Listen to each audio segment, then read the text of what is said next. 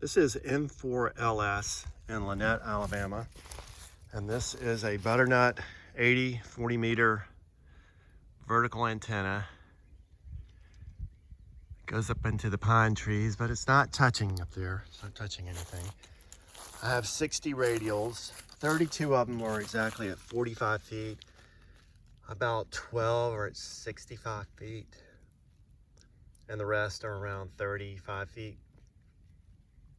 What I did here, because my neighborhood does not allow antennas, is I put a piece of PVC pipe down 21 inches, because the book says that where the coax connects to the ground, it needs to be about 2 to 3 inches above the ground, and then the radial plate needs to be about 1 to 2 inches from the ground, so you can put your fingers under here to put the 1/4 inch bolts.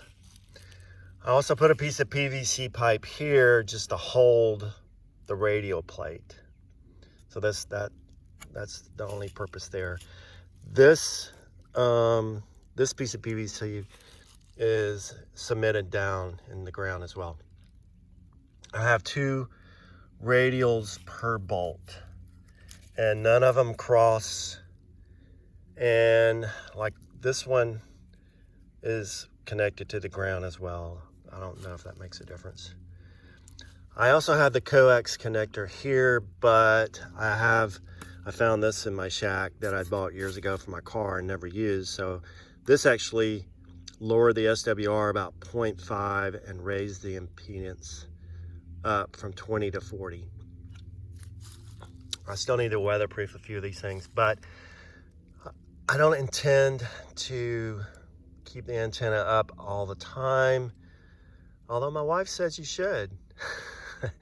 This is the front yard, and so I'm in a neighborhood that says no to antennas, but it's okay to have transformers and electrical things out in the front. So I don't know. I can just say, because of COVID, I'm required to stay at home and I need a way to communicate.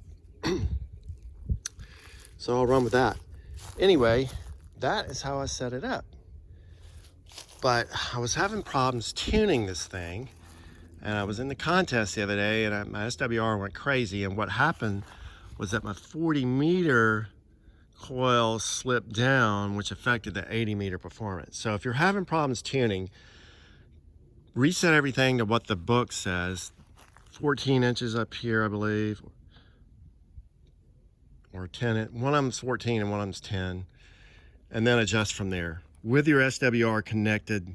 And I just take a little short 3-foot piece of coax, and you can sit here with the SWR and adjust this and move your hand off, and it doesn't, even though I'm standing here, it doesn't seem to affect it that much.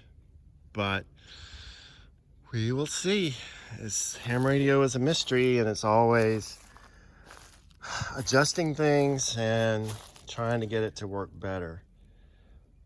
So this is the Butternut 40 meter vertical with the DX Engineering radial plate, DX Engineering auto transformer, part number MM-1. And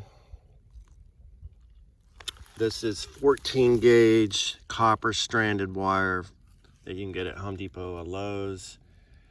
And I use ground staples to hold it down. And I've tried to be as symmetrical as possible.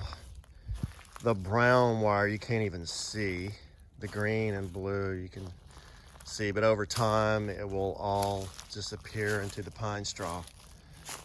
So 73s, and good luck in the contest, or good luck in your DX adventures. M4LS saying 73s from Lynette, Alabama.